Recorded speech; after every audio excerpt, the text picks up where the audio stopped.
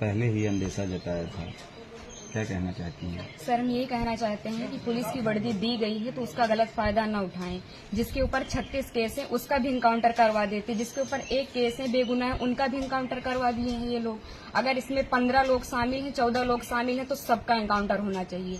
ये जो दिखाते हैं ना, ये कानून वास्तव में अंधा है, कोई इंसाफ नहीं मिल रहा है। हम लोगों के ऊपर क्या बीत रही है, हम लोगों की माँ भी नहीं है, पिता है हमारे बड़े भाई थे। अगर हमारे पिता कुछ हो गया तो हम लोग सारे कौन थे? हमारे भाई ही तो थे। उन लोगों ने उनका भी बेरहमी से इनकाउंटर कर दिया। हम यही चाहते हैं कि सबका इनकाउंटर हो, इंसाफ मिले। इस सरकार में हम अभी तक तो सरकार के खिलाफ कुछ नहीं बोल रहे थे, लेकिन वास्तव में जो हो रहा है बहुत गलत हो रहा है। ये नहीं होना चाहिए, चाहे फिर इसमें विपक्षी पार्टी हो या फिर कोई भी हो, कोई भी नेता हो, जो करवा रहा है बहुत गलत करवा रहा है। हम लोगों को इंसाफ मिलना चाहिए, ऐसा नहीं होना चाहिए था। जो किए हैं बहुत गलत किए हैं। भगवान तो उनको सजा देंगे ही, लेकिन उनको भी सजा मिलनी चाहिए कानून की तरफ से। अगर कोई गुनाह करता है तो उसकी सजा कोर्ट देता है, ना कि पुलिस ऐसे इनकाउंटर कर देगा। आपके भाई का क्या स्वभाव था, किस तरह से, कैसे आप लोगों के बीच में रहते थे वो? सर, हमारे भाई का स्वभाव एकदम सरल था, पढ़ने लिखने में भी अच्छे थे। हम लोगों के साथ एकदम फ्रेंड के जैसे बिहेवियर उनका था, और गए थे तो बात भी होती थी, और हम लोगों से बहुत ज्यादा उनको लगाव स्नेह था, जैसे कि हर एक भाई बहन में होता है।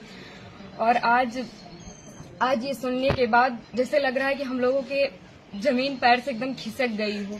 जो कानून ने किया उनको ऐसा नहीं करना चाहिए। अगर वो मिल गए थे, झूठी दिखा रहे हैं कि फायरिंग हुई, मुठभेड़ हुआ। अगर कोई छिप रहा है डर की कि हमारा एनकाउंटर ना हो जाए, तो ये झूठा अफवाह क्यों फैला रहे हैं कि फायरिंग हुई, मुठभेड़ हुआ? कुछ नहीं हुआ। उसमें फिर पुलिस को भी मारना चाहिए था ना, पुलिस का एनकाउंटर क्यों नहीं हुआ? आखिरी बार कब आए थे आपके भाई? आखिरी बार 3 जून को आए थे, 4 जून को उनका टिकट था, वापस चले गए थे सूरत, वहीं रहते थे। तो क्या एक साजिश तहत आपके भाई की हत्या हुई, एसटीएफ ने और कराया? इसमें जो विपिन सिंह है और जो विनय शुक्ला हैं, वो हमारे घर पे आए थे, 3-4 बार आए थे, और हमारे भाई पढ़ाई करते थे। अभी तक हम ये सब बयान नहीं करना चाहते थे, लेकिन अब हम एकदम सच्चाई बता रहे हैं।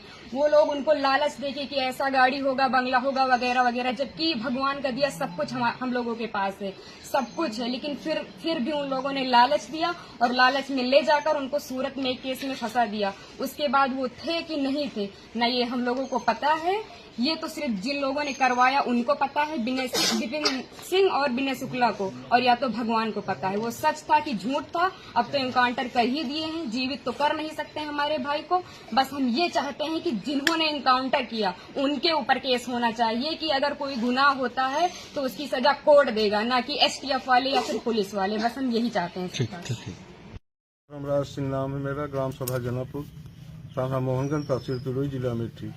अनुज प्रताप सिंह मेरा लड़का था, उसका सूरत में सिर्फ एक ही केस था, और बाकी सुल्तानपुर में नाम था।